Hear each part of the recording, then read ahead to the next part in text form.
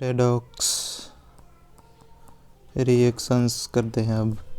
ठीक है, oxidation state कैसे निकाली जाती है, ऑक्सीडेशन नंबर कैसे निकाला जाता है, N4P2O7 इसका एग्जाम्पल है।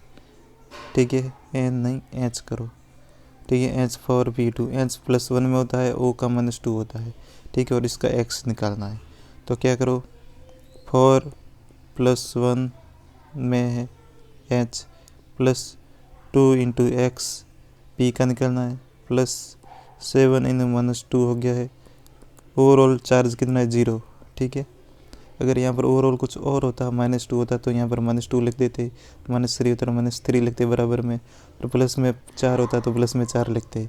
तो अब देखो इसको सॉल्व करने पर क्या आता है, -14 = 0, 2x = कितना हो जाएगा 10, तो x कितना हो जाएगा +5, यानी कि यहाँ पर P है, P की ऑक्सीडेशन स्टेट है +5 में है। ये एग्जाम्पल हो गया। अब देखते हैं एक्सेप्शनल केसेस। ठीक है, जिनकी डिफरेंट होती है, इस मेथड से अपन नहीं निकाल सकते हैं, वो अपन देखते हैं अभी। जैसे Na2S4O6, इसका जो स्ट्रक्चर है वो बनाना पड़ेगा पहले। S के बीच में सिंगल बॉन्ड होता है। ठीक है, और फिर S, और ये फिर S। ठीक है, डबल बॉन्ड O बनाओ, फिर O, यहाँ पर भी डबल बॉन्ड O बनाओ, फिर O, ये 4 O हो गए, ये 5, ये 6 हो गए। ठीक है, Na+ जोड़ दो, ये -A+, यहाँ Na+ जोड़ दो, ये -A+। ठीक है, यहाँ पर भी डबल बॉन्ड, वैसे यहाँ पर आप डबल बॉन्ड मत करो। ठीक है, आप इसकी जगह पर ये डेटिव बॉन्ड बना दो। ठीक है, 1 सेकंड में इसको हटा देता हूँ। ये डेटिव बॉन्ड बन रहा है, ये देखो, ये हो गया है, ये हो गया है, ये हो गया है, और ये हो गया है, ये डेटिव बॉन्ड है। अब इसकी ऑक्सीडेशन स्टेट देख, ये 0 में है, ये 0 है, ये +5 में है, ये भी +5 में है। ठीक है, फार्मूले से निकालते तो ये नहीं निकलती, फार्मूले से भी चेक करते हैं। देखो, ये +1 में है, ये -2 में होता है, निकालो। 2 × +1 + 4x + 6 - 2 = 0 है। ठीक है, ये हो गया 2 + 4x - 12 = 0, तो 4x = कितना हो जाएगा 10, x = कितना आ जाएगा 5/2 = 2.5 आ गया है, जबकि ये गलत है। इसमें देखते हैं फॉर्मूले के हिसाब से क्या आएगी, x + 5 - 2 = 0, x = +10, जबकि ये ऑक्सीडेशन है ही नहीं इसकी। ठीक है, इसका स्ट्रक्चर देखो, Cr होता है, यहाँ ऑक्सीजन, यहाँ ऑक्सीजन, यहाँ पर ऑक्सीजन, यहाँ पर ऑक्सीजन, डबल बॉन्ड, ऑक्सीजन। ये बटरफ्लाई स्ट्रक्चर होती है इसकी, इस टाइप से बनती है। अब इस स्ट्रक्चर से निकाल सकते हो, ये बटरफ्लाई स्ट्रक्चर होती है। इसका -1 लो, इसका भी -1, इसका -1, इसका -1, इसका -2 लो, तो कितना हो जाएगा, x = +6। तो CrO5 में क्रोमियम की ऑक्सीडेशन स्टेट होती है +6 होती है। इसी प्रकार कैरो एसिड होता है, कैरो एसिड ये होता है H2SO4 होता है, उसकी जगह एक ऑक्सीजन एक्स्ट्रा जोड़ना होता है। तो इसका स्ट्रक्चर कैसे हो जाएगा, S होता है, यहाँ पर ऑक्सीजन ऑक्सीजन और OH, ये पेरोक्साइड बॉन्ड बनता है यहाँ पर, याद रखने की बात है। उसके बाद डबल बॉन्ड O, यहाँ पर डबल बॉन्ड O और या OH बनता है। तो इस तरीके से निकाल सकते हो, यहाँ पर -1 की, -1 की, ये -2 का, ये -2 का, ये -1 का, ये +1 का, ये +1 का। इस तरीके से अगर ओवरऑल निकालोगे तो ये एक्स ऑक्सीडेशन स्टेट आएगी +6, जोड़ के चेक कर लो। ठीक है, और इसी प्रकार H2H2O8 में भी ऑक्सीडेशन सल्फर की होती है +6 होती है। ब्लीचिंग पाउडर होता है CaOCl2 होता है, इसका स्ट्रक्चर देखो, CaOCl बनता है और ये Cl बनता है, ठीक है।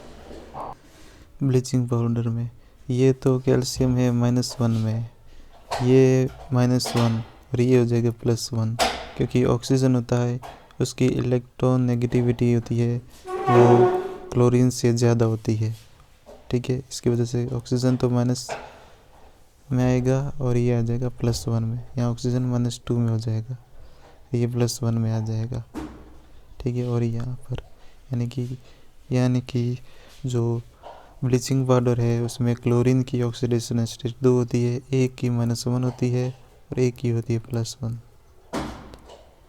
इम्पोर्टेंट है। और ये रहा डाईमिथाइल सल्फोक्साइड, इसमें सल्फर की ऑक्सीडेशन स्टेट होती है 0, एस के साथ में O आ रहा है, O मतलब 0, तो ये 0 SO बन रहा है, यहाँ पर भी SO। अगर सल्फर का हाइपो दे रखा है Na2H2O3, इसका स्ट्रक्चर देखो कैसे बनता है, ध्यान से देखना। S डेटिव बॉन्ड O, यहाँ पर बनेगा S, फिर यहाँ पर Na बनेगा, ठीक है।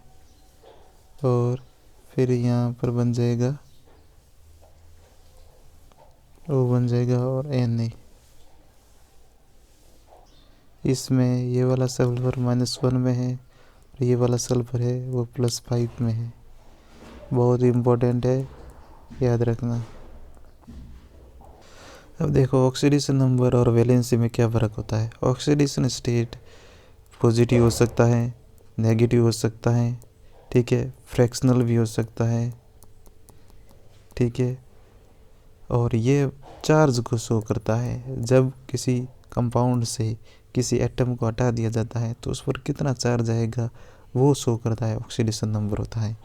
और यह अलग अलग कंपाउंड में, मान लो सल्फर का कोई कंपाउंड है, एक कंपाउंड, ये दूसरा कंपाउंड, ये तीसरा कंपाउंड, इन तीनों में अलग अलग ऑक्सीडेशन स्टेट हो सकती है, ठीक है। अब वैलेंसी देखो, वैलेंसी होती है किसी एटम के साथ जुड़ना, वो कितने एटम के साथ जुड़ सकता है वो वैलेंसी होती है।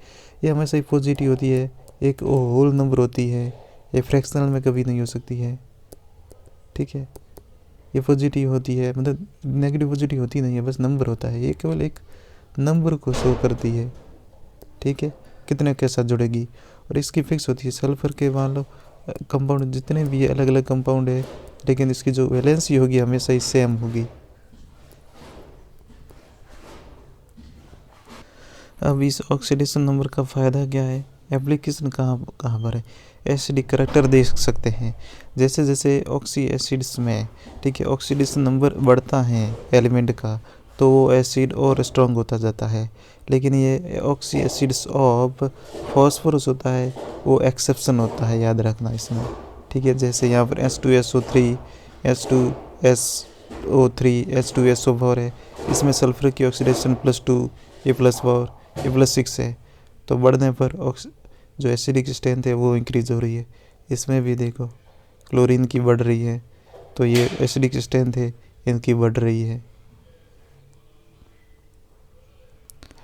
इसी प्रकार बेसिक स्ट्रेंथ भी चेक की जा सकती है, यानी कि किसी एटम यानी कंपाउंड की ऑक्सीडेशन नंबर ज़्यादा है तो उस एलिमेंट का जो कॉन्जुगेट बेस होगा, जो basic smaller the basic strength होगी, ठीक है, जितनी ज़्यादा होगी जो बेसिक स्ट्रेंथ उतनी कम होगी, ठीक है। कॉन्जुगेट बेस की basic strength of conjugate basis of oxy addition of chlorine will be, ये देखो ये ऑर्डर दे रखा है, एग्जांपल है।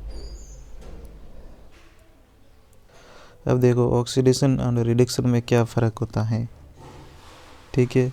ऑक्सीडेशन होता है यानी कि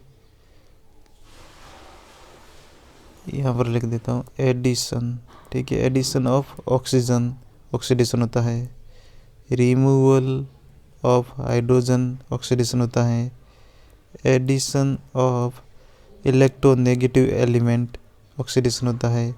रिमूवल ऑफ इलेक्ट्रोपॉजिटिव एलिमेंट होता है, वो ऑक्सीडेशन होता है। और रिडक्शन में जस्ट उल्टा कर दो, यहाँ पर ऑक्सीडेशन में एडिशन ऑफ ऑक्सीजन, तो यहाँ पर हो गया रिमूवल ऑफ ऑक्सीजन है, रिडक्शन होता है। यहाँ पर एडिशन ऑफ हाइड्रोजन रिडक्शन होता है, ठीक है। Removal of electronegative element reduction होता है, और एडिशन ऑफ इलेक्ट्रोपॉजिटिव एलिमेंट होता है वो होता है रिडक्शन। तो ये डिफरेंस था। अब ये देखो, ये टाइप्स ऑफ रेडॉक्स रिएक्शन है, बहुत ही ज़्यादा इम्पोर्टेंट है। इंटरमोलिकुलर रेडॉक्स रिएक्शंस, बहुत ही ज़्यादा, नाम से बहुत ही ज़्यादा कन्फ्यूजन होगा। देखो क्या होती है such redox reactions. Molecule of one reactant is oxidised whereas molecule of other reactant is reduced, यानी कि ऑक्सीडेशन और रिडक्शन दोनों ही होते हैं। ऐसी रिएक्शन को इंटरमोलिकुलर रिएक्शन बोला जाता है। यहाँ पर देखो NO का रिडक्शन हो रहा है यहाँ पर, और सल्फर है यहाँ पर ऑक्सीडाइज हो रहा है। तो ऑक्सीडाइजेशन और रिडक्शन दोनों ही हो रहा है, इसलिए इसको इंटरमोलिकुलर रेडॉक्स रिएक्शन बोला जाता है। नाम से बिल्कुल ही डिफरेंट है। आगे देखो, इंट्रामोलिकुलर रेडॉक्स रिएक्शंस क्या होती है। If one atom of a molecule is oxidised and other atom of the same molecule, ये इम्पोर्टेंट है, सेम मोलिक्यूल इज रिड्यूस्ड, और इस प्रकार की इंटरमोलिकुलर कहलाती है। जैसे यहाँ पर नाइट्रोजन है और यहाँ पर नाइट्रोजन एक है। यहाँ पर क्या हो रहा है, NH4+ में नाइट्रोजन है एक है, ठीक है, उसका ऑक्सीडेशन नंबर है -3, और दूसरा है NO3- है ये वाला, ठीक है, उसका ऑक्सीडेशन नंबर है +5। अब बनता क्या है ये वाला, तो इसका नंबर है +1 है। तो क्या हो रहा है, NH4 के रेस्पेक्ट में क्या हो रहा है, ऑक्सीडाइज हो रहा है, और NO3 के रेस्पेक्ट में क्या हो रहा है, ये रिड्यूस हो रहा है। तो यानी कि एक ही एटम का नाइट्रोजन है, उसका रिडक्शन भी हो रहा है, ऑक्सीडेशन भी हो रहा है रेस्पेक्ट में। तो इस प्रकार की रिएक्शन को इंट्रामोलिकुलर रिएक्शंस बोला जाता है। ये दूसरा एग्जाम्पल है इंट्रा मोलिकुलर ऑक्सीडेशन रिडक्शन का। देखो PCl5 है, PCl3 में भी चेंज हो रहा है और Cl2 में भी हो रहा है, ठीक है। यहाँ पर देखो ऑक्सीडेशन नंबर कितना है, ये +5, ये -1 में है, यहाँ पर +3 है, ये -1 में, ये 0 में चेंज हो रहा है, ठीक है। तो रेस्पेक्ट में चेंज हो रहा है, तो इसलिए ये भी है। आगे दे रखी है डिस्प्रोपोर्शनेशन रिएक्शंस होती है। ये in such reactions compounds are simultaneously formed that contain a given element in a more oxidised and a more reduced state than the initial one, ठीक है। The initial substance displays functions of both an oxidizing and a reducing agent, ठीक है। ये देखो example है H3PO3 है, ये H3PO4 बनता है और BH3 बनता है, और H3PO3 में ये P की ऑक्सीडेशन क्या है, +3 है, और ये क्या होती है इसमें +5 हो जाती है, और इसकी हो जाती है -3 हो जाती है, ठीक है। तो ये हो गई है डिस्प्रोपोर्शनेशन रिएक्शंस हो गई हैं। ये कुछ और एग्जांपल्स है, ठीक है, डिस्प्रोपोर्शनेशन रिएक्शंस के, जिसको ऑटो ऑक्सीडेशन ऑटो रिडक्शन भी बोला जाता है। ये है, ये हो गया है, इसको आप समझ सकते हो, काफ़ी इम्पोर्टेंट है ये, आराम से देख लो। मोज़ले ने जो पीरियड टेबल दी थी, उसने ये फॉर्मूला दिया था एटॉमिक नंबर के बेसिस पर। ये फ्रीक्वेंसी है एक्सरेज की, उसने यूज़ की थी, और ये हो गया एटॉमिक नंबर, ठीक है। ये दोनों ही कांस्टेंट है एक्सरेज के रेस्पेक्ट में, ठीक है। √μ=A/Z-B ये मोज़ले ने दी थी। स्टार लगो, न्यूमेरिकल भी बन सकता है, कुछ भी दे सकते हैं। ये देखो पीरियडिक टेबल में कुछ इंपॉर्टेंट चीज़ें हैं कि हाईएस्ट मेल्टिंग पॉइंट किसका होता है, कार्बन यानी कि डायमंड का होता है, याद रखना। हाईएस्ट इलेक्ट्रॉन एफिनिटी कितनी इसकी होती है, क्लोरीन की होती है, इलेक्ट्रॉन बंधुता। हाईएस्ट इलेक्ट्रोनेगेटिविटी फ्लोरीन की थी, भविष्यवाणी से उसने 4 बता दी थी फ्लोरीन की, ठीक है। हाईएस्ट आयनाइजेशन पोटेंशियल किसका होता है, हीलियम का होता है, छोटा होता है, और छोटा है तो 1s2 से इलेक्ट्रॉन निकालना बहुत ही मुश्किल होता है और पूरा भरा हुआ है। तो हाईएस्ट आयनाइजेशन पोटेंशियल, ठीक है। लोवेस्ट आयनाइजेशन पोटेंशियल सीजियम का होगा, ठीक है। हाईएस्ट डेंसिटी किसकी होती है, ऑस्मियम की होती है। लोवेस्ट मेल्टिंग पॉइंट हीलियम हो गया है, गैस होती है। लोवेस्ट डेंसिटी, ठीक है, ये हो गया हाइड्रोजन का। लोवेस्ट डेंसिटी अमंग मेटल्स में लिथियम का, ये इम्पोर्टेंट है। मेटल्स पूछे, ये लोवेस्ट डेंसिटी पूछे तो हाइड्रोजन बताना H2, अमंग मेटल्स पूछे तो लिथियम बताना। Highest melting point among metals तो टंगस्टन हो गया है मेटल्स में। स्मॉलेस्ट एनाइन हो गया H-, लार्जेस्ट एनाइन हो गया I-, स्मॉलेस्ट केटाइन H+, और लार्जेस्ट केटाइन हो गया CS+। ये काफ़ी इम्पोर्टेंट टेबल है, याद रखना। अब देखते हैं एलोट्रोप्स ऑफ हाइड्रोजन या फिर प्रोटियम या ड्यूटेरियम, इनके भी एलोट्रोप्स होते हैं। एलोट्रोप्स कैसे होते हैं, हाइड्रोजन का एग्जांपल लेते हैं, इनके भी सेम ही होंगे, प्रोटियम ड्यूटेरियम के भी सेम ही होंगे, ठीक है। एक होता है ऑर्थो, ठीक है, ऑर्थो, ठीक है। एक होता है पैरा।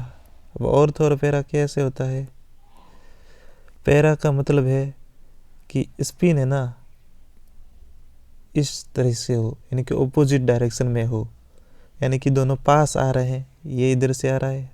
अब मान लो कोई ट्रेन वाले क्वेश्चन करते हैं ना मैथमेटिक्स में कि एक इधर से ट्रेन आ रही है, एक इधर से आ रही है, पास पास आ रहे हैं, यानी कि चिन्ह क्या है, आमने सामने है तो पैरा आएगा। यहाँ पर स्पिन है ना ऑपोजिट डायरेक्शन में है, ठीक है। और ऑर्थो में क्या होगा, स्पिन होगा ना वो एक ही डायरेक्शन में है, ठीक है, पैरेलल चल रहे हैं, तो ये हो गया ऑर्थो और ये हो गया पैरा। ऑर्थो पैरा में कन्फ्यूजन मत करना, पैरेलल चलते हैं ना उसमें ऑर्थो होता है, और आमने सामने चलते हैं उसमें पैरा होता है। पैरा का मतलब पास से याद कर देना कि ट्रेन पास पास में आ रही है, तो ये हो गया। अब फर्क क्या है ऑर्थो और पैरा में, ठीक है, दोनों की केमिकल प्रॉपर्टीज होती है ना,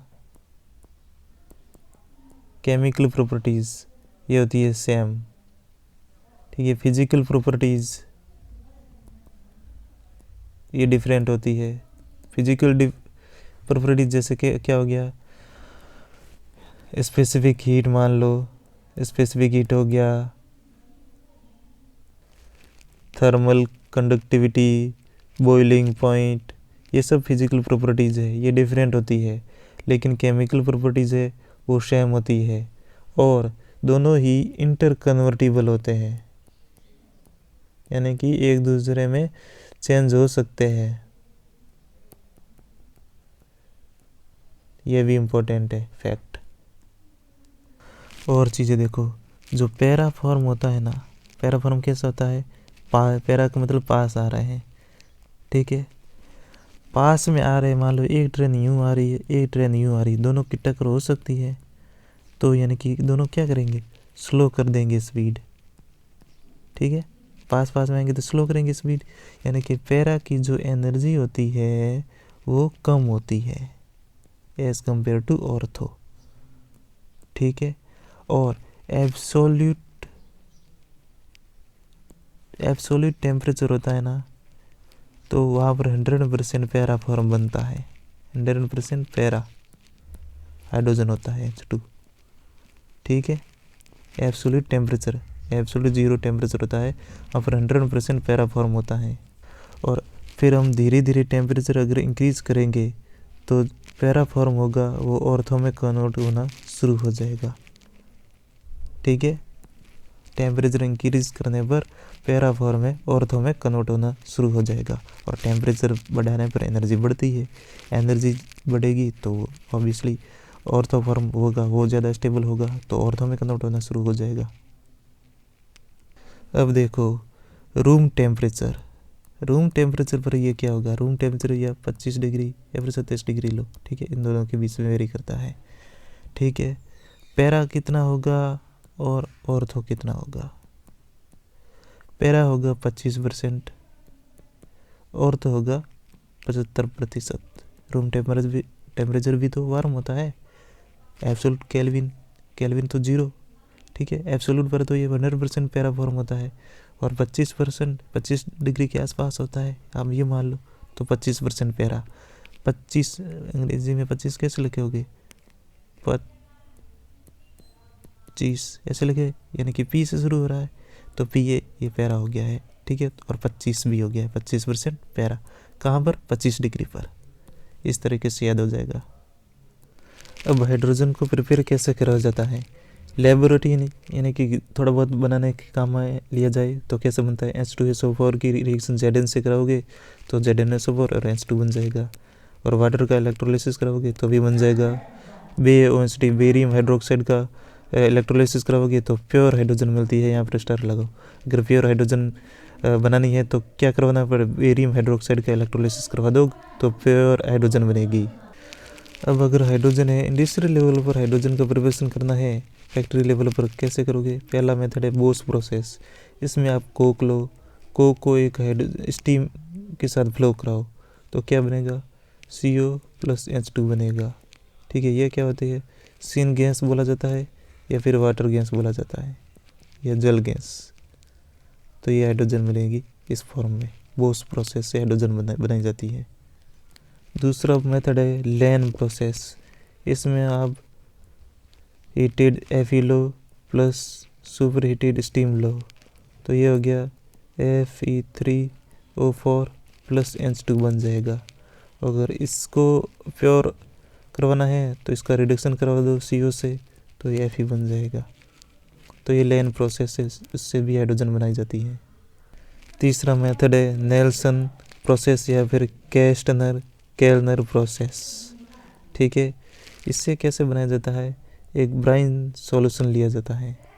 ब्राइन सॉल्यूशन क्या होता है, ब्राइन सॉल्यूशन होता है एक्वस NaOH लिया जाता है, ठीक है। एक्वस NaOH को इसका इलेक्ट्रोलिसिस करवाओ, इलेक्ट्रोलिसिस करवाओगे तो क्या क्या ये बन जाएगा हाइड्रोजन। ब्राइन सॉल्यूशन NaCl होता है, एक्वस NaCl, ठीक है। ये NaOH नहीं होता है, एक्वस NaCl होता है। देखो हैवी वाटर और जो नॉर्मल वाटर है उसमें क्या क्या प्रॉपर्टीज़ होती है। मेल्टिंग पॉइंट D2O का ज़्यादा है, ठीक है। बॉइलिंग पॉइंट ये भी D2O का ज़्यादा है। टेम्परेचर ऑफ मैक्सिमम डेंसिटी ये भी D2O का ज़्यादा है।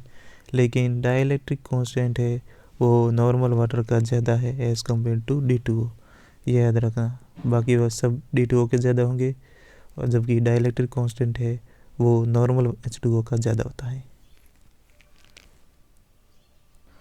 और H2O का हाई डाइलेक्ट्रिक कांस्टेंट होने की वजह से यह आयनिक जो सॉल्यूशन होता है उसमें अच्छा सॉल्वेंट काम करता है, सॉल्वेंट के रूप में, ठीक है। इसलिए सब कुछ घुल जाता है पानी में। जो पोलर कंपाउंड होते हैं ना वो आसानी से घुल जाते हैं। हम देखते हैं वाटर इन एसोसिएटेड फॉर्म्स कि वाटर किस कंपाउंड के साथ जुड़ा हुआ होता है। ये 5 प्रकार के होते हैं। पहला है कोऑर्डिनेटेड वाटर, जैसे CuSO4.5H2O है। हाइड्रोजन बॉन्डेड वाटर दूसरा, ठीक है। लेटिस वाटर तीसरा, जियोलाइट वाटर चौथा, क्लैथरेट वाटर पांचवा। ये 5 प्रकार के बनते हैं, ठीक है। जियोलाइट क्या होते हैं, जियोलाइट से है SiO4 एंड AlO4, ठीक है। टेट्राहेड्रॉन्स linked together in a 3-dimensional open structure in which 4 or 6 membered rings predominates. The open structure permits the formation of channels and cavities in which water and other small molecules like NH3CO2, C2, H5OH can be trapped, ठीक है। Zeolite क्या होता है, SiO4 और AlO4 का टेट्राहेड्रॉन्स ये link बनता है, एक स्ट्रक्चर बनता है 3D का, ठीक है, जिसमें 4 या 5 मेंबर की रिंग बनती है। और उसमें जो कैविटीज़ होती है खाली जगहों पर छोटे मॉलिक्यूल जैसे NH3CO2 इन सबको उसमें डाला जा सकता है। ये होता है जियोलाइट SiO4 AlO4 का। आगे देखो क्लैथरेट क्या होते हैं। क्लैथरेट, ठीक है, is a substance in which one component, the host molecule, crystallizes with an open structure that contains holes or channels in which atoms or molecules of appropriate size like H2O, NH3CO, inert gases etc. can be trapped easily. Clathrate होता है, इसका मतलब होता है enclosed और protected by cross bars और ग्राफ्टिंग्स। ठीक है, एक होस्ट मॉलिक्यूल होता है, ठीक है, ये क्रिस्टलाइज कर लेता है एक ओपन स्ट्रक्चर के साथ और जिसमें होल्स होते हैं, और उस होल्स में फिर ये छोटे मॉलिक्यूल्स डाले जा सकते हैं क्लैथ थ्रेट में। ठीक है, हार्ड वाटर ये कैसे बनता है, इसमें किसकी इम्प्योरिटीज होती है तब ये बनता है। इम्प्योरिटीज होती है कैल्शियम या फिर मैग्नीशियम, इनके बाइकार्बोनेट होते हैं, क्लोराइड्स होता है और सल्फेट्स होते हैं। ठीक है, ये चीज़ होते हैं तब हार्ड वाटर बनता है। इम्प्योरिटीज होती है कैल्शियम और मैग्नीशियम के बाइकार्बोनेट, कैल्शियम या मैग्नीशियम के क्लोराइड या कैल्शियम या मैग्नीशियम के सल्फाइड्स अगर मिल जाते हैं तो हार्ड वाटर बनता है। अब देखते हैं removal of temporary hardness. Temporary hardness के प्रोसेस होता है, एक तो बॉइलिंग, एक होता है क्लार्क प्रोसेस। देखते हैं कैसे होता है। ये देखो, बॉइलिंग से कैसे करोगे, ये बाइकार्बोनेट जो सॉल्युबल बाइकार्बोनेट होता है, ठीक है, to change into insoluble carbonate. ठीक है, सॉल्युबल जो घुला हुआ है पानी में है, अगर इनसॉल्युबल कर दिया जाए तो पानी में नहीं घुला हुआ रहेगा, अलग हो जाएगा, तो फिर हम छान कर कैसे भी करके अलग कर देंगे। तो ये बाइकार्बोनेट है, यहाँ पर मेटल है, ये Mg और कैल्शियम कुछ भी हो सकता है। ठीक है, अगर इसको हीट करेंगे तो MgCO3 बन जाएगा और H2 और CO2 बन जाएगा। ये बॉइलिंग से बनता है, तो ये ज़रूरी रखें। ये H2O बन जाएगा, MCO3 बनता है, कार्बोनेट बनता है इसका। ठीक है, MgCm इसकी जगह क्या हो जाएगा, Ca2CO3 बन जाएगा, ये कार्बोनेट बनते हैं, और CO2 गैस बनती है। और क्लार्क प्रोसेस में क्या बनता है, in this process addition of calculated quantity of lime causes precipitation of CaCO3 बनता है। ठीक है, CaCO3 है, CaOH लिया जाता है, CO3 बनता है, फिर H2O बनता है, और इसी प्रकार मैग्नीशियम में भी ये होता है। क्लार्क प्रोसेस में क्या यूज़ करते हैं, in this process addition of calculated quantity of lime causes precipitation of CaCO3। Lime बनाया जाता है, CaOH2 बनाया जाता है क्लार्क प्रोसेस में। ये एक चीज़ मैं भूल गया था बताना, हार्डनेस टेम्परेरी और परमानेंट तो बता दिया। टेम्परेरी होती किस कारण है, ये बाइकार्बोनेट की वजह से। ठीक है, कैल्शियम और मैग्नीशियम के जो बाइकार्बोनेट होते हैं उनकी वजह से होते हैं, और परमानेंट होते हैं कैल्शियम और मैग्नीशियम के क्लोराइड्स या फिर सल्फाइड्स, इनकी वजह से होते हैं कैल्शियम या फिर मैग्नीशियम के। तो याद रखो। और टेम्परेरी के दो मेथड बता दिए हैं, एक तो हो गया बॉइलिंग और एक हो गया क्लार्क मेथड। ठीक है, अब परमानेंट के देखते हैं। ये है परमानेंट के मेथड। ठीक है, अगर हम जो इनके सल्फाइड या फिर क्लोराइड है, इनको Na2CO3 के साथ ट्रीट करवाए तो ये सल्फाइड होंगे। ठीक है, CaSO4 plus Na2CO3, MgCl2 Na2CO3 इनके साथ कराए तो CaCO3 बन जाएगा, और यहाँ पर MgCO3 बन जाएगा, फिर Na2SO4 बन जाएगा और NaCl बन जाएगा। ठीक है, तो ट्रीटमेंट विथ Na2CO3 करवा दिया जाए तो क्या क्या बनता है ये ज़रूर याद रखें, क्योंकि ये इम्पोर्टेंट है ये चीज़ें। अब दूसरा मेथड है केल्गन। अगर आप केल्गन का यूज़ करोगे तो भी ये हटा सकते हो। देखो, केल्गन इज़ केमिकली सोडियम पॉलीमेटाफॉस्फेट और सोडियम हेक्सामेटाफॉस्फेट होता है। The Ca plus and Mg plus ions present in hard water react with केल्गन to form soluble complexes as। ठीक है, 2M plus A from hard water plus Na2 Na4 PO3 और 6 ये होता है, ये सोलुबल ये बनता है। ठीक है, फिर ये Na प्लस अलग हो जाता है। यहाँ M प्लस का मतलब है Mg2 प्लस या कैल्शियम 2 प्लस है। The complexes so obtain do not cause hindrance in leather formation. ठीक है, ये भी एक स्टेटमेंट है। पूछा जा सकता है कि जो कॉम्प्लेक्स बनता है क्या वो हिंड्रेंस बनाता है लेदर फॉर्मेशन में? नहीं, हिंड्रेंस नहीं बनाता है लेदर फॉर्मेशन में। अब आगे मेथड है परमिट्यूट, ठीक है, यूजिंग परमिट्यूट। ये फिर आयन एक्सचेंज मेथड है। When hard water is treated with permutit also called zeolite और हाइड्रेटेड सोडियम एल्यूमिनियम सिलिकेट, ये होता है permutit. Na2Al2Si2O8.XH2 the cations present in hard water are exchanged with Na plus ion। तो sodium zeolite लिया है ये, ठीक है, Na2Z, और M ये क्लोराइड हो गया, हार्ड वाटर से लिया है, तो ये क्या MZ बन जाएगा और NaCl बन जाएगा, ठीक है। ठीक है, in this process zeolite gets exhausted because of its, ठीक है ना, क्या खत्म होता है? जियोलाइट खत्म हो जाता है because of its conversion to calcium and magnesium salt. When 10% NaCl solution is percolated through it exhaust resin gets regenerated, ठीक है, समझ में आ गया? बहुत ज़्यादा इंपॉर्टेंट है ये चीज़ें। अगला मेथड है परमानेंट हार्डनेस रिमूव करने का, आयन एक्सचेंज रेजिन्स, ठीक है। Ion exchange resins are the most popular water softeners these days, ठीक है, मोस्ट पॉपुलर है, तो स्टार लगाओ कि सबसे ज़्यादा कौन सा यूज़ किया जाता है, तो आयन एक्सचेंज यूज़ किया जाता है, ठीक है। The cation exchanger are granular insoluble organic acid resin having giant molecules with SO3H or CWH group, while the anion exchanger contains giant organic molecules with basic groups derived from amines, ठीक है। Ion exchange resins remove all soluble minerals from water. The hard water is first passed through a bed of cation exchanger which removes the cations like Na plus, Mg+2, Ca+2 and others by exchange with H plus ions, ठीक है। ये देखो ये mechanism दे रखा है इनका, ठीक है, रेजिन्स ऐसे होता है। The water coming from cation exchanger is acidic on account of free H plus ions. This water is then passed through another bed containing anion exchanger. This exchanger removes anions like, ये फिर ये दे रखा है, और इसको सबको आराम से देखो।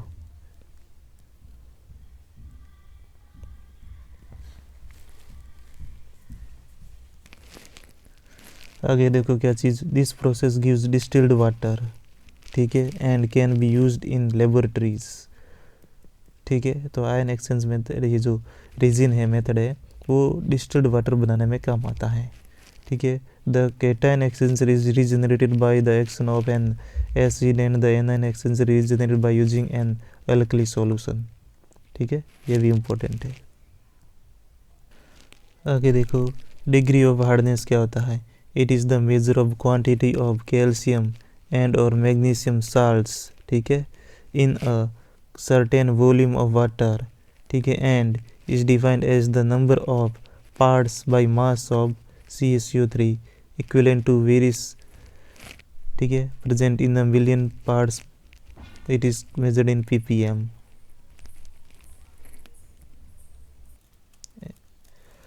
पेरोक्साइड मेथड हो गया, एनहाइड्रस BaO2 लो प्लस डायल्यूट HCl लो, इसकी रिएक्शन कराने पर H2O2 बन जाएगा। दूसरा मेथड हो जाएगा इसका एनहाइड्रस Na2O2 लो प्लस डायल्यूट H2SO4 लो, ठीक है, 20%, तो ये बन जाएगा H2O2, यहाँ पर हमें भी मिल जाएगा, और साथ में तो क्या बन जाएगा, ये बस Na2SO4 बन जाएगा। तो एनहाइड्रस यहाँ पर लेंगे Na2O2 प्लस डायल्यूट H2SO4 लेंगे, तब बनेगा। अगला मेथड हो जाएगा इसके प्रिपरेशन का, एनहाइड्रस BaO2 लो प्लस डायल्यूट H3PO4 लो, तो ये हमें पेरोक्साइड तो मिल ही जाएगा, और साथ में क्या मिल जाएगा, Ba3PO4 ये PPT बनेगी, ठीक है। ये भी मेथड याद रखो, ये एनहाइड्रस है और ये है डाइल्यूट। ये है मर्क्स प्रोसेस। मर्क्स प्रोसेस से कैसे बनाया जाएगा, बेरियम पेरोक्साइड, ये कोल्ड पेस्टी सॉल्यूशन होता है, ठीक है, ध्यान रखना। कोल्ड, पहले तो हम क्या लेते थे, एनहाइड्रस लेते थे, अब हम कोल्ड पेस्टी सॉल्यूशन लेंगे बेरियम पेरोक्साइड का और इसके साथ CO2 और H2O की एक स्टीम या फिर धारा इस पर छोड़ेंगे तो हमें बनेगा, तो मिल जाएगा बेरियम कार्बोनेट प्लस H2O2। ठीक है, और ये क्या होता है, इनसॉल्युबल होता है वाटर में, तो इनसॉल्युबल है तो इसको छान कर अलग कर दिया जाएगा। सोडियम कार्बोनेट, इसको बोला जाता है soda S. Soda S, sodium carbonate को सोडा एस बोला जाता है। और सोडियम थायोसल्फेट या फिर इसको बोला जाता है हाइपो। ठीक है, इसका फॉर्मूला होता है Na2S2O3.5H2O। ये होता है सोडियम थायोसल्फेट। KO2 ये होता है पोटेशियम सुपर ऑक्साइड। ठीक है, इसका काम क्या था, एक ये तो ऑक्सीजन बनाता है और साथ ही CO एंड CO2 को रिमूव करता है। ठीक है, इसलिए कहाँ काम में आ सकता है, जहाँ पर ऑक्सीजन की ज़रूरत होती है, यानी कि मास्क बनाने में अच्छे क्वालिटी के, सबमरीन में, ठीक है, स्पेस में इसका यूज किया जा सकता है। CaO, इसका नाम होता है क्विकलाइम। ठीक है, क्विकलाइम बोला जाता है CaO को। और कैल्शियम हाइड्रोक्साइड, इसको बोला जाता है स्लैक्ड लाइम।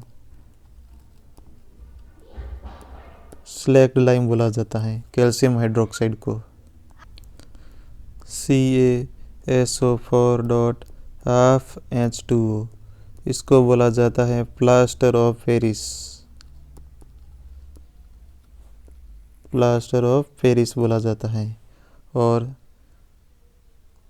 CaSO4.2H2O, ये हो गया है जिप्सम। इसको जिप्सम बोला जाता है।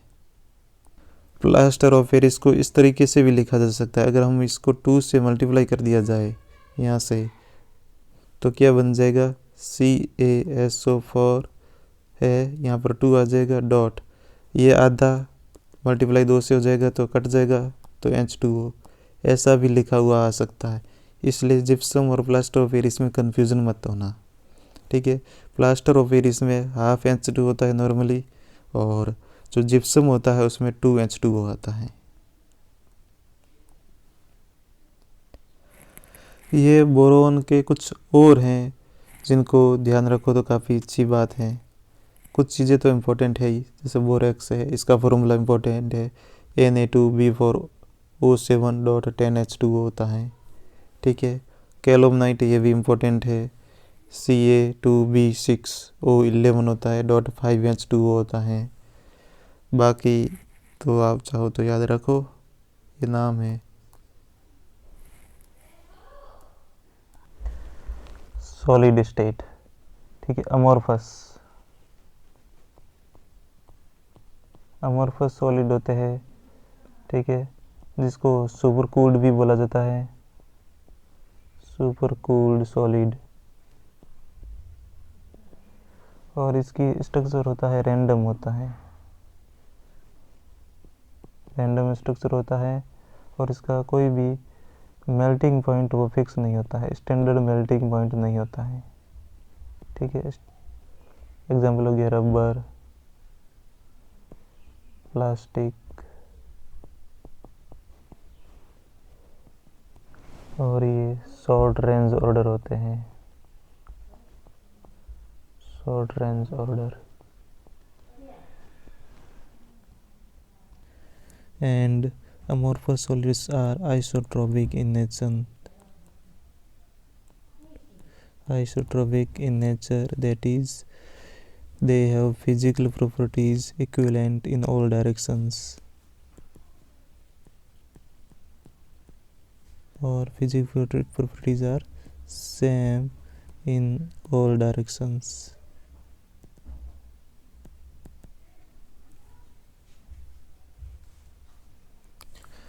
मान लो ये एक रूम की ए दीवार है और ये दूसरी दीवार है।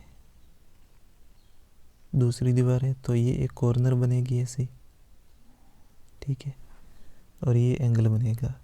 दीवार की जो फेस है उसको हम एफ दे रहे हैं, ये भी एफ हो गया। ये एंगल है इनके बीच का, उसको हम ए दे रहे हैं, ठीक है। और जो ये किनारा है एज, इसको हम ई दे रहे हैं। तो इन तीनों में रिलेशन क्या आएगा, देखो ये हो गया फेस प्लस एंगल बराबर होगा एज प्लस 2। ये फॉर्मूला होता है निकालने का, स्टार लगाओ, काम आएगा डायरेक्ट सॉल्यूशन में।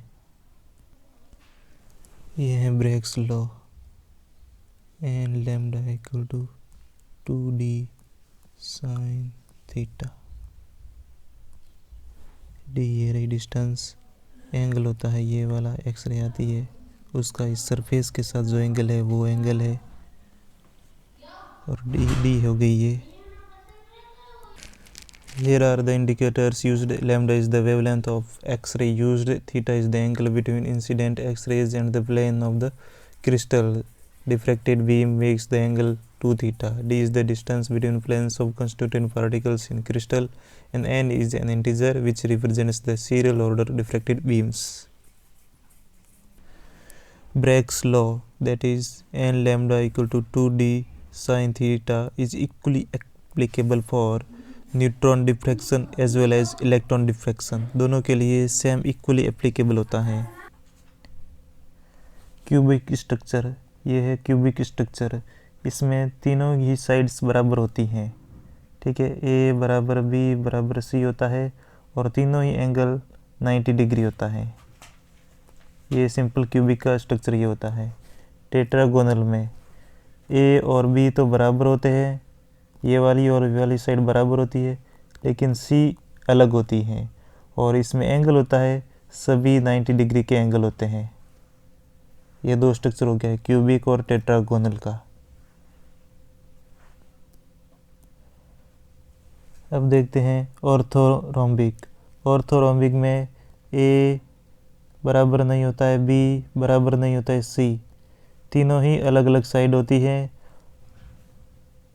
ठीक है, लेकिन एंगल है वो तीनों का 90 डिग्री होता है। और मोनोक्लिनिक में भी सेम होता है कि तीनों साइड सेम नहीं होती हैं, लेकिन अल्फा बराबर गामा होता है, ये तो 90 डिग्री होता है, लेकिन जो बीटा होता है वो 90 डिग्री नहीं होता है।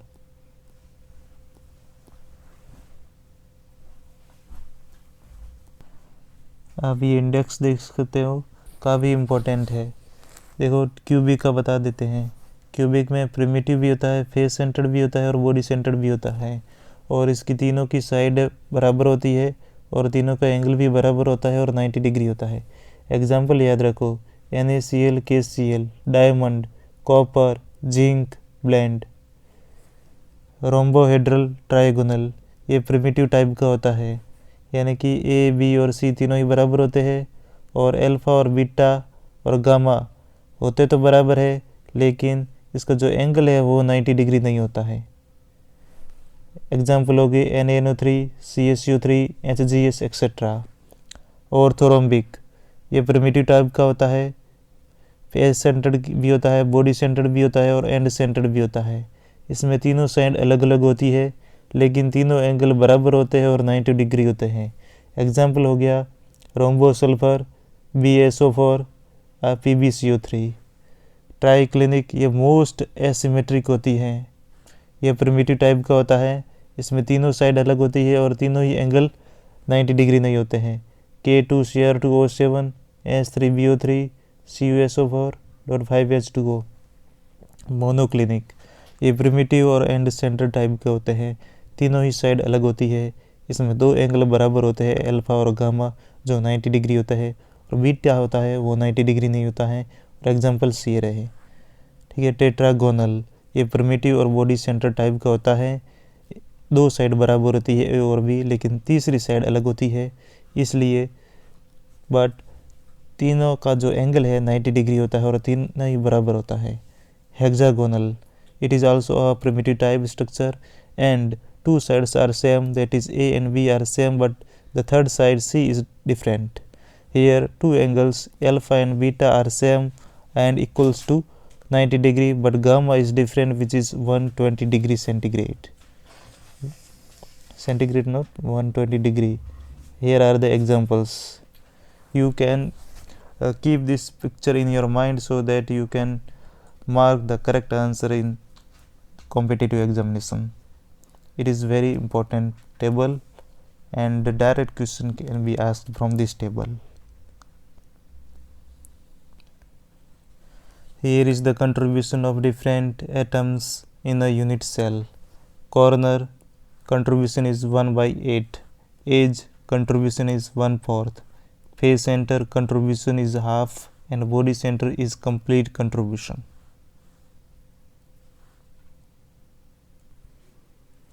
अगर कन्फ्यूज़न हो रहा है तो याद करने की ट्रिक बता देता हूँ. अल्फ़ाबेट लिखो ABCD E और F. यहाँ पर D का कोई रोल नहीं है, A का कोई रोल नहीं है.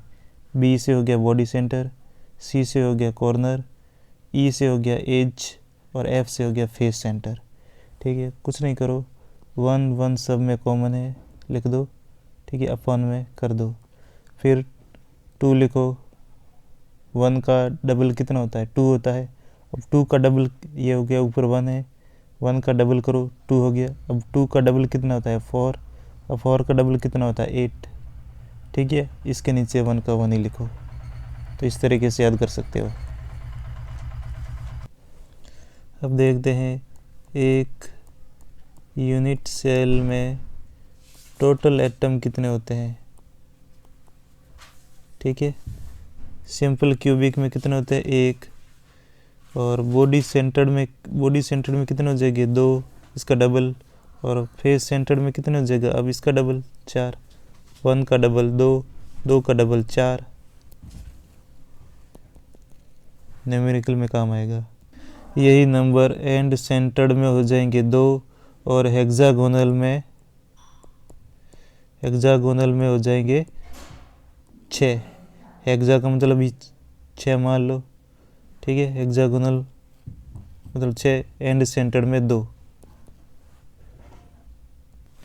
अब देखते हैं relation between radius and side of ठीक simple cubic. R equal to A/2. BCC R equal to √3 A/4. FCC R equal to A/2 √2.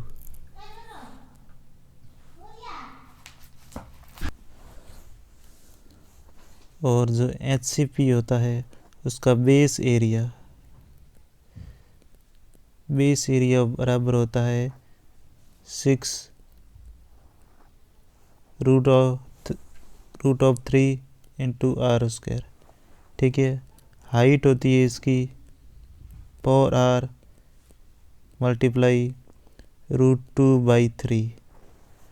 और इस केस में R बराबर होता है A/2. और वॉल्यूम निकाल सकते हैं HCP का.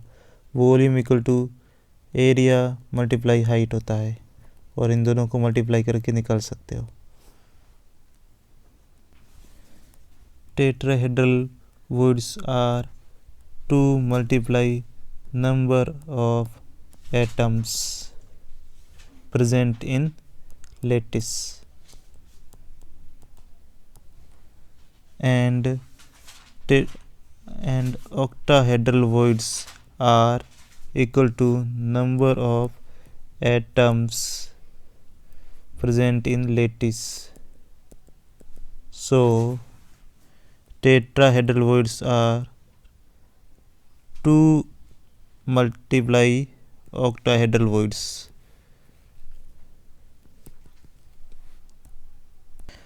एक क्वेश्चन देख लो प्रैक्टिस के लिए. M एंड N 2 एलिमेंट्स है.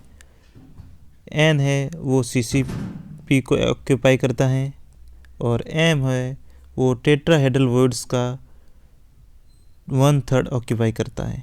ठीक है, अब देखो m और n लिख लिया है।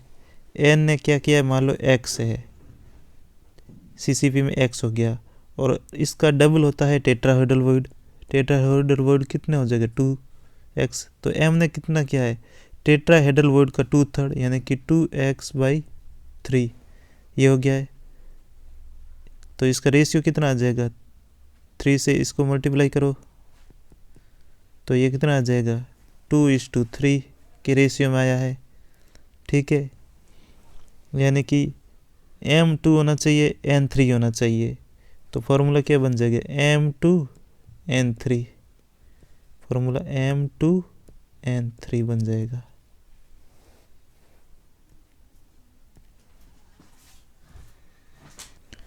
पैकिंग फ्रैक्शन सिंपल क्यूबिक में होता है 52.4% होता है। ठीक है, HCP या फिर FCC इसमें होता है 74% और BCC में हो जाएगा 68%। Now density of a lattice equal to Zm upon n a cube, right? Z equal to, for simple cubic it is 1, for body center it is 2, and for FCC it is 3, it is 4, right? M equal to molar weight या फिर molecular weight, and A is the side, N is the Avogadro number,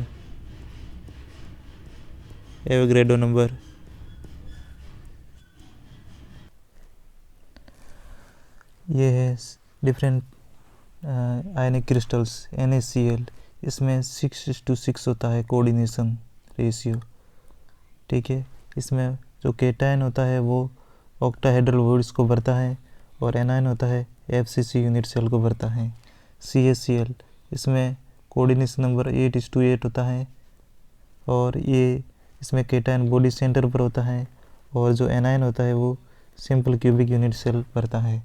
ZnS इसमें 4:4 होता है और ये alternate tetrahedral word को cation भरता है और FCC यूनिट सेल एनायन भरता है।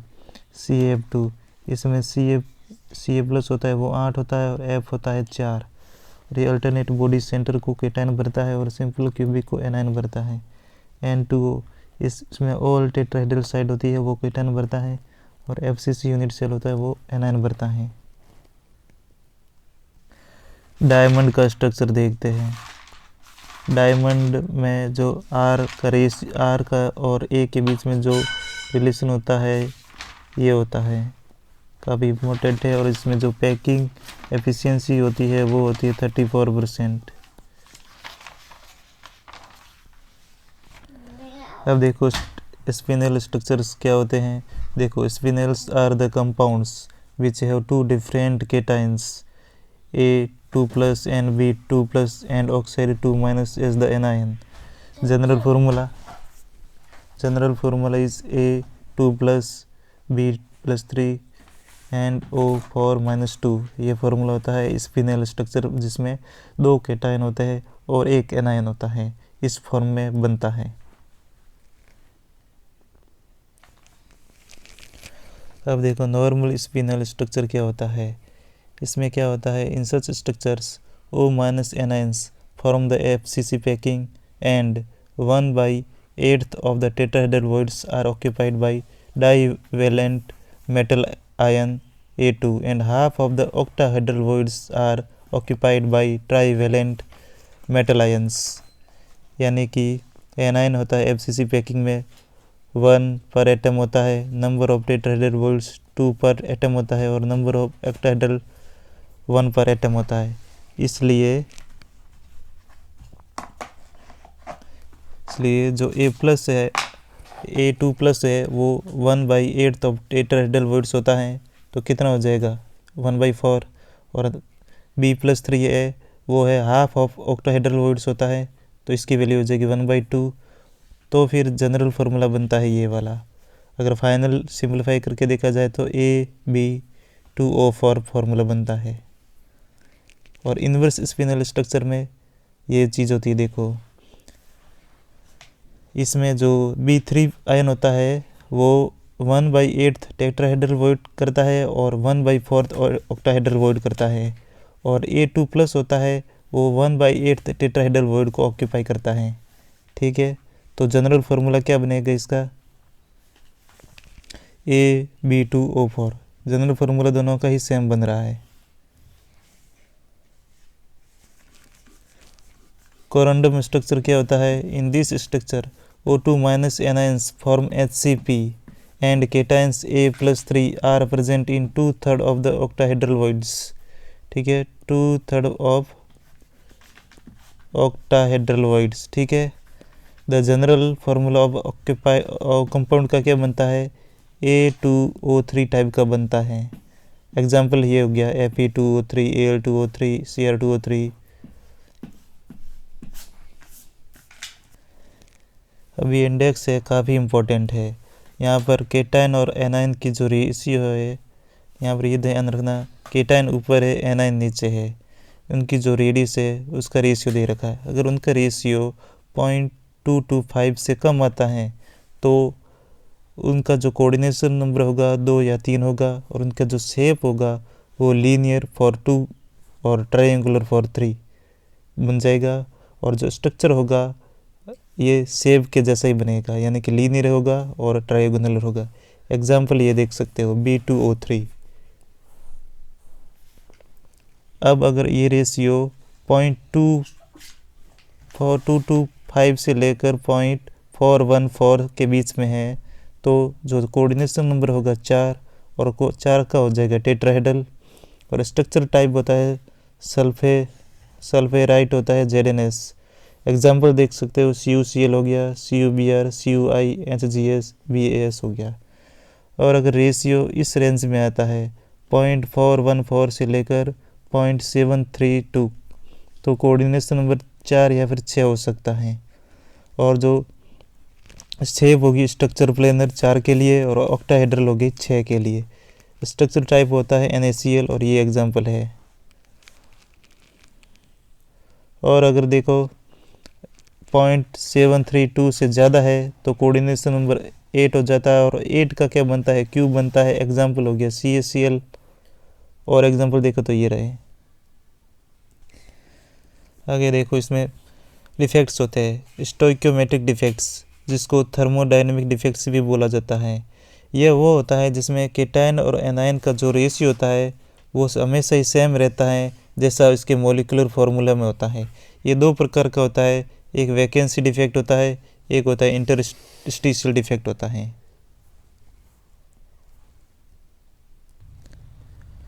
अब वैकेंसी डिफेक्ट कैसे होता है, जब लेटिस में कुछ साइट वैकेंट होती है, ठीक है, तो वैकेंसी डिफेक्ट आता है। और इससे क्या होता है, डेंसिटी डिक्रीज होती है, क्योंकि वैकेंसी जाएगी होगी तो डेंसिटी डिक्रीज होती है। और इस प्रकार जनरली क्यों होता है, क्योंकि अगर हम हीट करते हैं किसी सब्सटेंस को तो वैकेंसी डिफेक्ट देखा जा सकता है। अब देखो इंटरस्टिशियल डिफेक्ट क्या होता है। यह होता है जब कोई when some constituent particles atom और molecules occupy an interstitial side, ठीक है, तो इस प्रकार का होता है तो ये डेंसिटी को इंक्रीज़ कर देता है। ठीक है, ये जनरली किस में होता है, नॉन आयनिक सॉलिड में होता है, क्योंकि आयनिक सॉलिड में ऐसा होगा तो वो गड़बड़ कर देगा, क्योंकि आयनिक सॉलिड्स में इलेक्ट्रिकल न्यूट्रलिटी ज़रूरी है। इसलिए आयनिक सॉलिड होते हैं वो फ्रैंकल एंड शॉर्ट की डिफेक्ट शो करते हैं। ठीक है, इंटरस्टिशियल डिफेक्ट होता है जिसमें non ionic solid interstitial defect show करते हैं, और इंटरस्टिशियल में ही फ्रैंकल एंड शॉर्ट की होता है वो आयनिक सॉलिड शो करते हैं। शॉर्ट की डिफेक्ट्स होता है वो तब होता है जब केटाइन और एनाइन लगभग बराबर साइज़ के होते हैं और कोऑर्डिनेशन नंबर बहुत ज़्यादा होता है, और इसमें केटाइन और एनाइन दोनों ही बराबर संख्या में बाहर निकल जाते हैं।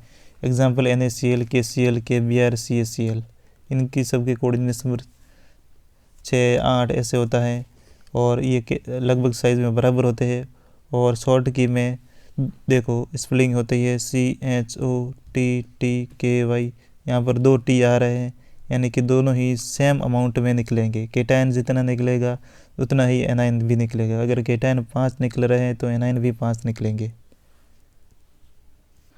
बराबर क्यों निकलते हैं? बराबर इसलिए ताकि जो लेटिस की है या सब्सटेंस की है वो इलेक्ट्रिकल न्यूट्रलिटी मेंटेन रहे। और जब केटायन और एनायन बाहर चले जाएंगे तो डेंसिटी क्या हो रही है? डिक्रीज हो रही है। अब देखो फ्रैंकल डिफेक्ट। फ्रैंकल डिफेक्ट को डिसलोकेशन डिफेक्ट भी बोला जाता है, क्योंकि इसमें बस एक अपनी ऑक्यूपेंसी को छोड़कर दूसरी जगह चला जाता है। इस प्रकार तब होता है जब जो कोऑर्डिनेशन नंबर लो होता है और जो केटायन और एनायन की जो साइज़ में होता है वो बहुत ज़्यादा डिफरेंस होता है। AgCl, AgBr, ZnS एक्सेट्रा ये सब होते हैं एग्जाम्पल इनके। इसमें फ्रैंकल डिफेक्ट होता है और इसमें न्यूट्रलिटी मेंटेन रहती है, कोई फ़र्क नहीं पड़ता है, क्योंकि बस वो अपनी जगह छोड़ता है और दूसरी जगह जाता है, इतना ही फ़र्क होता है। AgBr है, ये दोनों ही शॉर्ट की भी दिखाता है और फ्रैंकल भी दिखाता है, काफ़ी इम्पोर्टेंट है। अब देखो शॉर्ट की डिफेक्ट का कैलकुलेट करने का फॉर्मूला कि कितने शॉर्ट के डिफेक्ट होंगे। n हो गया number of Schottky defects कितने होंगे, ये बड़ा वाला n है, ये नंबर ऑफ एनाइंस हो गया, e की पावर माइनस हो गया 2/KT, T हो गया टेम्परेचर, ठीक है, और K हो गया बोल्ट्जमान कांस्टेंट जिसकी वैल्यू होती है R/NA, और Na हो गया है एवोगाड्रो नंबर। फॉर्मूला थोड़ा गलत लिख लिया है, वापस देखो। ये Schottky number of Schottky defects हो गया है n equal to capital N e की पावर माइनस ऑफ E/2KT। यहाँ पर E है वो एनर्जी है required to Schottky defect करने के लिए जितनी एनर्जी चाहिए होती है वो है, बाकी वाले सेम है अभी जो डिस्कस किए हैं। और फ्रैंकल डिफेक्ट्स का फॉर्मूला ये n हो जाएगा equal to n/n। Frenkel defect होता है इंटरस्टिशियल की वजह से, इसका रूट लो मल्टीप्लाई में ये सेम आएगा e की पावर कैपिटल E/2KT। अब देखो नॉन स्टोइकोमेट्रिक डिफेक्ट्स कब होता है? जब केटायन और एनायन का जो रेशियो होता है वो चेंज हो जाता है, जो मोलिकुलर फार्मूला होता है उसके हिसाब से। पहले क्या था स्टोइकोमेट्रिक में, मोलिकुलर फार्मूला के हिसाब से ही केटायन और एनायन का जो रेशियो था अब चेंज हो जाता है। तो ऐसा क्यों होता है? क्योंकि जब एक्सेस हो जाता है मेटल एटम का या फिर एक्सेस हो जाता है नॉन मेटल एटम का, मतलब कोई ना कोई तीसरा पार्टिकल उसमें आ जाता है एक्सेस में, तो ये सब गड़बड़ होती है। तो पहला है मेटल एक्सेस डिफेक्ट्स, यानी मेटल एक्सेस में हो जाती है। कैसे होती है? पहला होता है जब एक नेगेटिव आयन होता है वो मिसिंग हो जाता है लेटिस की साइड से, ठीक है। तो अगर एनायन यानी नेगेटिव आयन मिसिंग हो रहा है, ठीक है, एनायन मिसिंग हो जाता है, तो एनायन की जो वैकेंसी क्रिएट होती है उसकी जगह एक इलेक्ट्रॉन आ जाता है। इलेक्ट्रॉन भी नेगेटिव होता है, एनायन की जगह वो ले लेता है, तो उस साइड को एफ सेंटर बोला जाता है। एफ्स का मतलब होता है कलर, ये देख सकते हो एफ सेंटर ऐसे बनता है इस डायग्राम में। ये यहाँ पर एक बी था, यहाँ पर एक बी माइनस था जो हट गया है और उसकी जगह इलेक्ट्रॉन आ गया है, उसकी जगह ले ली है, तो ये एफ सेंटर बनता है। और इस डिफेक्ट को शो करने वाले एग्जाम्पल हो जाएंगे NaCl, KCl, ठीक है। और ये शॉर्ट की डिफेक्ट की तरह ही होता है, शॉर्ट की डिफेक्ट के ही तरह ही होता है ये वाला defect, metal excess defect. LiCl भी एग्जाम्पल के लिए ले सकते हो। अब है due to presence of extra cations in the interstitial site. ये रहा एक्स्ट्रा केटायन है, केटायन यहाँ पर जगह भर रहा है, ये सब लेकिन एक्स्ट्रा केटन यहाँ पर आ गया है। अब इलेक्ट्रिकल न्यूट्रलिटी करने के लिए एक नेगेटिव होना चाहिए। नेगेटिव क्या आ जाएगा, एक इलेक्ट्रॉन वहाँ पर प्रेजेंट रहेगा। और ये डिफेक्ट होता है वो फ्रैंकल डिफेक्ट के सिमिलर होता है, और इसका एग्जाम्पल हो जाएगा ZNO। इसको हीट करने पर ये शो करता है। अब देखो मेटल डेफिशिएंसी डिफेक्ट, ये तब होता है जब एक केटायन है वो जगह छोड़ देता है, वो ऑक्यूपाई हो जाता है। यहाँ पर A+ था तो उसकी जगह खाली हो गई है, तो यहाँ पर भी तो प्लस लाना है, तो कोई दूसरा एटम होता है वो 2+ मेंटेन कर देता है, यानी कि एक तो इसका एक खुद का, तो ये ज़्यादा करके रख रहा है, तो ये मेटल डेफिशिएंसी डिफेक्ट होता है। एग्जाम्पल हो गया FeO, FeS, NiO, ये एग्जाम्पल है। अब देखो सेमीकंडक्टर होते हैं, एक इंट्रिंसिक होते हैं, एक होता है एक्सट्रिंसिक। इंट्रिंसिक होते हैं प्योर होते हैं, उसमें कुछ भी नहीं मिक्स किया जाता है, यानी अनडोप्ड होते हैं, जैसे सिलिकॉन, जर्मेनियम, ये पहले ही होते हैं। ये इसका ग्रुप होता है 14। एक्सट्रिंसिक होते हैं जिसमें हम डोप्ड करते हैं। डोप्ड कैसे करते हैं, 2 प्रकार के होते हैं, 13 लिखो, 14 लिखो और 15 लिखो, ठीक है। 14 में तो ये है सिलिकॉन और जर्मेनियम है जो प्योर फॉर्म में है। अब इनको मिक्स करवाना है, अगर इन दोनों के साथ होता है तो P टाइप का बनता है, और इन दोनों के साथ बनता है तो N टाइप का बनता है। ये याद रखो, P और N। याद रखने के लिए PN जंक्शन सुना होगा आपने, PN जंक्शन से याद रह जाएगा। P पहले आएगा फिर N आएगा, तो P और N। 13, 14, 15 लिखो, और P इन दोनों के साथ P, या फिर पहले यानी पहले लिखा जाता है, तो P से शुरू होता है, तो P पहले आएगा फिर N बाद में आएगा। ये इंडेक्स मैग्नेटिक प्रॉपर्टीज़ को शो करता है, इम्पोर्टेंट हो सकता है। डायमैग्नेटिक में होते हैं ऑल इलेक्ट्रॉन्स आर पेयर्ड होते हैं, पेयर्ड होने की वजह से वो कलरलेस होते हैं, ठीक है। एग्जाम्पल हो जाएंगे TiO2, V2O5, NaCl, C6H6, benzene, ये सब हो गया है। एप्लीकेशन काम में आते हैं, इस टाइप के इंसुलेटर बनाने में काम होता है, यानी इलेक्ट्रॉन फ्री नहीं होते हैं क्योंकि ऑल पेयर्ड है, तो फिर इंसुलेटर की तरह ही काम करता है, इलेक्ट्रिक फ्लो होता नहीं है। पैरामैग्नेटिक में होते हैं कि अनपेयर्ड इलेक्ट्रॉन भी होते हैं, ठीक है। एटलीस्ट 1 अनपेयर्ड इलेक्ट्रॉन होता है, एटलीस्ट, ज़्यादा होंगे तो अच्छी बात है, एटलीस्ट 1 अनपेयर्ड होता है, तो ये कलर्ड होते हैं, कलर शो करते हैं। एग्जाम्पल हो गया ये सब, और ये इलेक्ट्रॉनिक एप्लायंसेस में काम में लिए जा सकते हैं।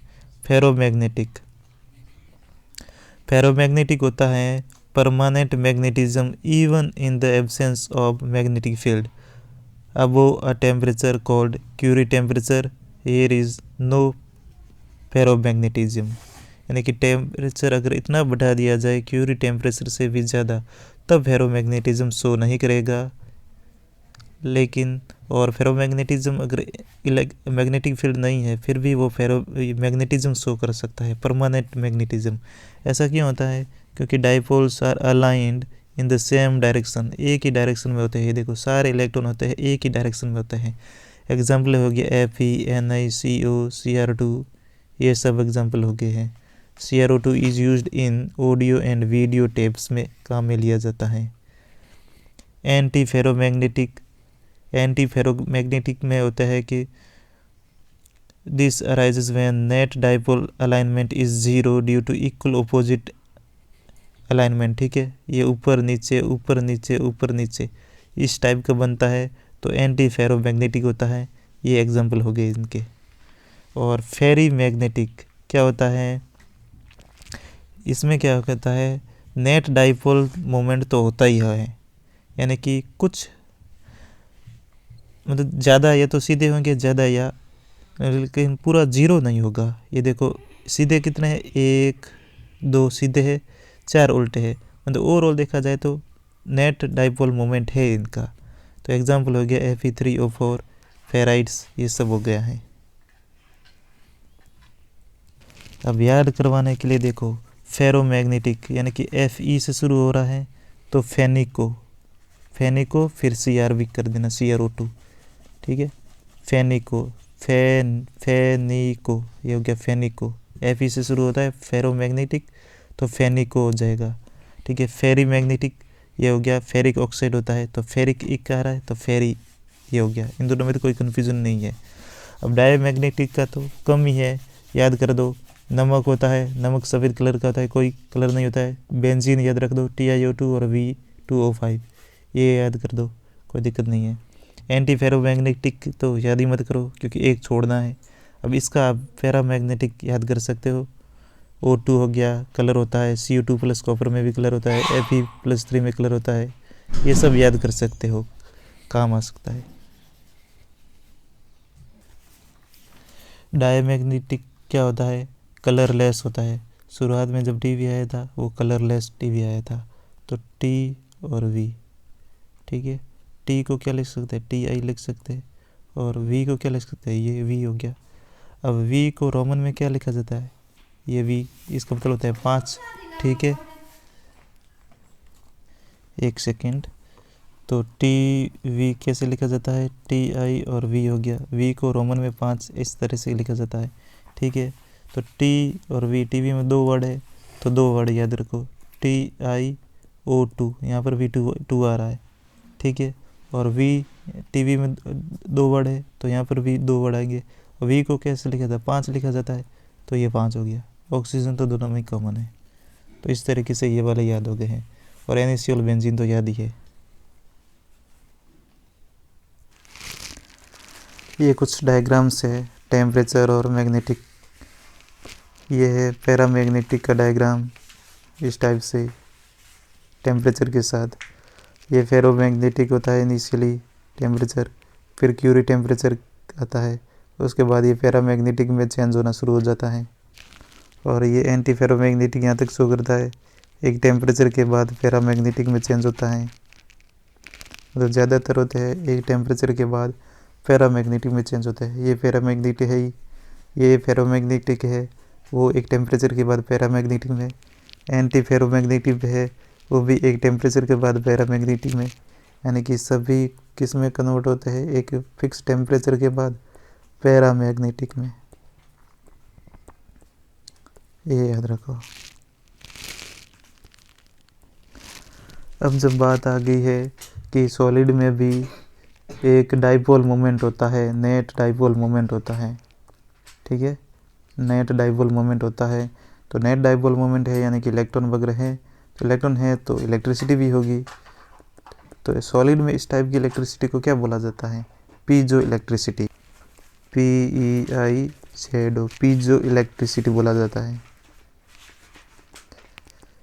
या फिर इसको प्रेशर इलेक्ट्रिसिटी भी बोला जाता है, प्रेशर इलेक्ट्रिसिटी। अब डाइपोल मोमेंट पर डिपेंड करता है कि परमानेंट डाइपोल मोमेंट है, टेम्परेरी है, स्ट्रॉन्ग है, कैसा, उस पर डिपेंड भी करता है। कैसे करता है देखो, पहले बात आती है अगर परमानेंट, ठीक है, परमानेंट डाइपोल मोमेंट है तो क्या होगा, उसको बोला जाएगा फेरो इलेक्ट्रिसिटी। फेरो इलेक्ट्रिसिटी नाम में तो कोई कंफ्यूजन है नहीं, अभी डिस्कस किया था फेरोमैग्नेटिक। एग्जाम्पल देखो इसके क्या हो सकते हैं, रोसेल साल्ट, ये एग्जाम्पल है इसका। BaTiO3, ये भी एग्जाम्पल है इसका। KH2PO4, ये भी एग्जाम्पल हो जाएगा। ये हो जाएंगे फेरो इलेक्ट्रिसिटी शो करते हैं और परमानेंट डाइपोल मोमेंट है। दूसरा केस है इस टाइप के पीजो क्रिस्टल्स, जिसमें नेट जो डाइपोल मोमेंट है वो 0 है, तो एंटी